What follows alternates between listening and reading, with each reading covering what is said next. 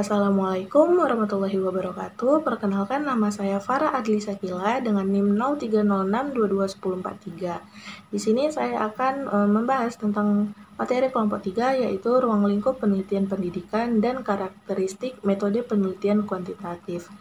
Yang saya hormati Ibu dosen pengampu mata kuliah metode penelitian kuantitatif, yaitu Ibu dosen Eva Juliana Ritonga, MPD. Nah, selanjutnya kita masuk ke pembahasannya, yaitu ruang lingkup penelitian pendidikan. Penelitian pendidikan merupakan suatu proses sistematis yang bertujuan untuk memahami, menjelaskan, atau meningkatkan aspek-aspek pendidikan melalui metode ilmiah. Menurut Sukma Dinata, tahun 2017, penelitian pendidikan adalah upaya untuk memperoleh pengetahuan yang akurat dan dapat diuji mengenai berbagai aspek pendidikan, baik dari segi teori, metode, maupun praktiknya. Dalam penelitian kuantitatif, ruang lingkup penelitian pendidikan mencakup berbagai aspek yang dapat diukur secara objektif menggunakan data numerik dan analisis statistik. Ruang lingkup penelitian pendidikan mencakup berbagai aspek yang berkaitan dengan proses, input, dan output dalam sistem pendidikan. Penelitian kuantitatif dalam bidang pendidikan memiliki ruang lingkup yang luas, mencakup berbagai aspek yang dapat diukur dan dianalisis secara statistik. Yang pertama itu ada sistem pendidikan. Sistem pendidikan mencakup struktur dan organisasi pendidikan dalam suatu negara, termasuk jenjang pendidikan, kurikulum, dan standar nasional. Di Indonesia, sistem pendidikan terdiri dari pendidikan dasar, menengah, dan tinggi. Penelitian pada aspek ini dapat mencakup evaluasi efektivitas kurikulum nasional, analisis kebijakan pendidikan, dan perbandingan sistem pendidikan antara daerah atau negara. Yang kedua itu ada falsafah pendidikan. Falsafah pendidikan membahas landasan filosofis yang mendasari tujuan, metode, dan nilai-nilai dalam pendidikan. Yang ketiga, ada kebijakan pendidikan. Kebijakan pendidikan melibatkan peraturan dan keputusan yang dibuat oleh pemerintah atau lembaga terkait untuk mengatur dan mengarahkan pendidikan. Yang keempat, ada teori pendidikan. Teori pendidikan menyediakan kerangka kerja untuk memahami proses belajar mengajar. Yang kelima, ada manajemen pendidikan. Manajemen pendidikan berkaitan dengan pengelolaan sumber daya dan proses dalam institusi pendidikan untuk mencapai tujuan pendidikan. Yang keenam ada satuan pendidikan. Satuan pendidikan ini merujuk pada institusi atau lembaga tempat berlangsungnya proses pendidikan, seperti sekolah, madrasah, dan perguruan tinggi. Nah, yang ketujuh itu ada jenis pendidikan. Jenis pendidikan mencakup berbagai bentuk pendidikan seperti formal, non-formal, dan informal. Penelitian di bidang ini dapat mengeksplorasi peran pendidikan non-formal dalam pemberdayaan masyarakat, efektivitas program pendidikan informal, dan integrasi antara ketiga jenis pendidikan tersebut. Nah, yang kedelapan itu ada program pendidikan. Program pendidikan adalah rencana terstruktur yang dirancang untuk mencapai tujuan pendidikan tertentu. Yang kesembilan itu ada proses pembelajaran. Proses pembelajaran adalah interaksi antara pendidikan dan peserta didik dalam rangka mencapai tujuan pendidikan. Nah, yang ke-10 ada kontribusi pendidikan. Kontribusi pendidikan merujuk pada dampak pendidikan terhadap individu dan masyarakat, termasuk peningkatan kualitas hidup, pengurangan kemiskinan, dan pembangunan sosial. Yang ke-11 ada kurikulum dan pembelajaran. Penelitian dalam bidang kurikulum dan pembelajaran berfokus pada pengembangan implementasi dan evaluasi kurikulum. Yang ke-12 ada evaluasi dan asesmen pendidikan. Evaluasi pendidikan mencakup penelitian tentang bagaimana proses evaluasi dilakukan, termasuk teknik penilaian, instrumen asesmen, dan efektivitas sistem evaluasi dalam menilai kemampuan peserta didik. Yang ke-13 ada psikologi pendidikan.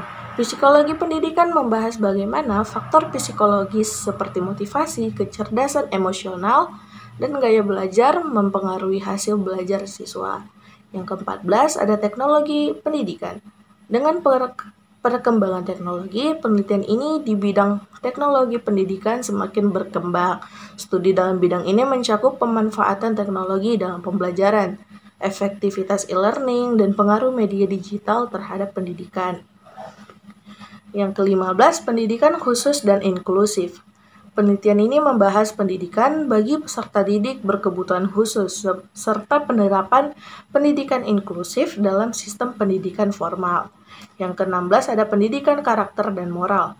Penelitian dalam bidang ini membahas bagaimana pendidikan dapat membentuk karakteristik peserta didik, termasuk pengembangan nilai-nilai moral, etika, dan kepribadian dalam dunia pendidikan. Jadi, ruang lingkup penelitian pendidikan sangat luas dan mencakup berbagai aspek yang berhubungan dengan dunia pendidikan. Penelitian ini berperan penting dalam meningkatkan mutu pendidikan, mengembangkan teori baru, serta memberikan solusi terhadap permasalahan dalam pendidikan.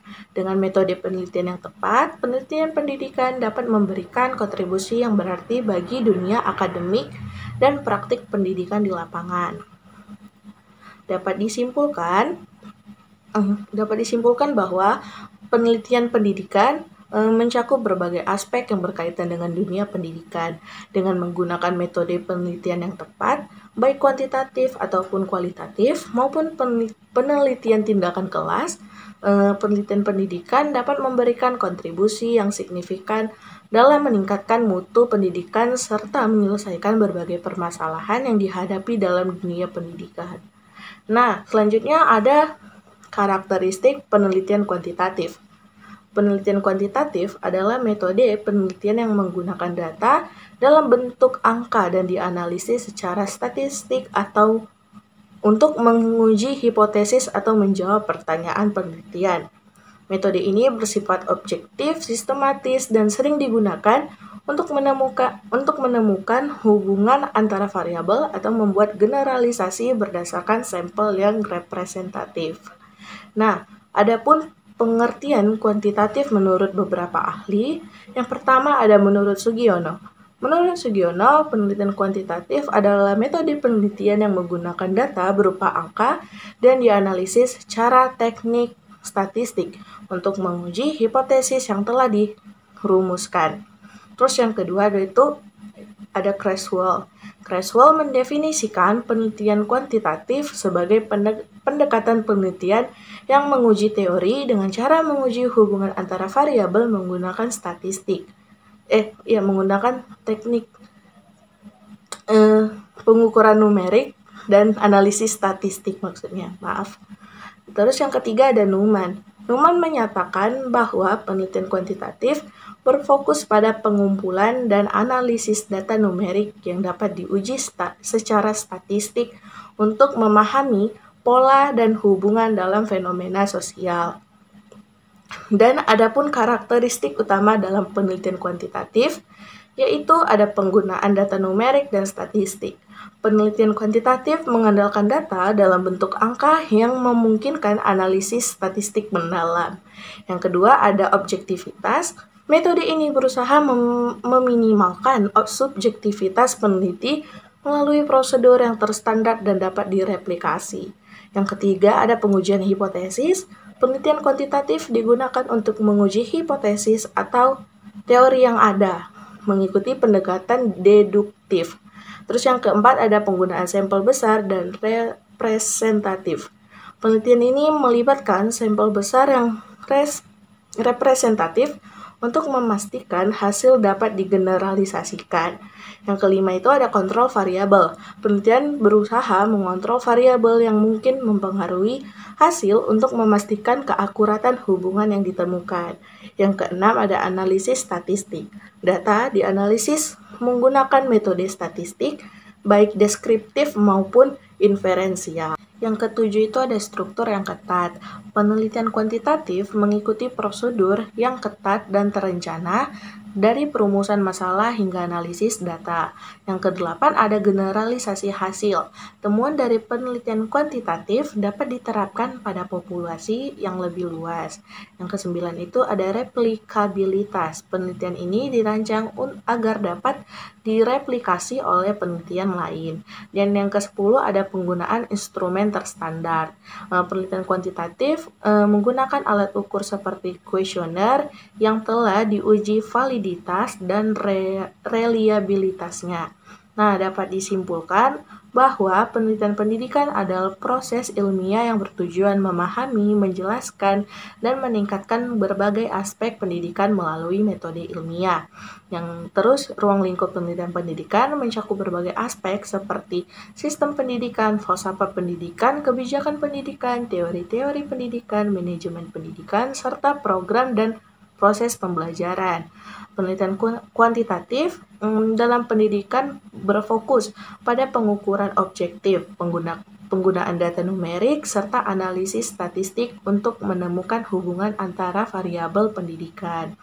Karakteristik penelitian kuantitatif mencakup objektivitas, penggunaan instrumen terstandarisasi, pengolahan data statistik, serta kemungkinan generalisasi hasil penelitian. Terus, sistem pendidikan sebagai ruang lingkup penelitian mencakup evaluasi efektivitas kurikulum, kebijakan pendidikan, serta analisis perbandingan sistem pendidikan antara negara atau daerah. Demikian dari saya, kurang lebihnya saya mohon maaf. Wabillahi taufik wal hidayah. Wassalamualaikum warahmatullahi wabarakatuh.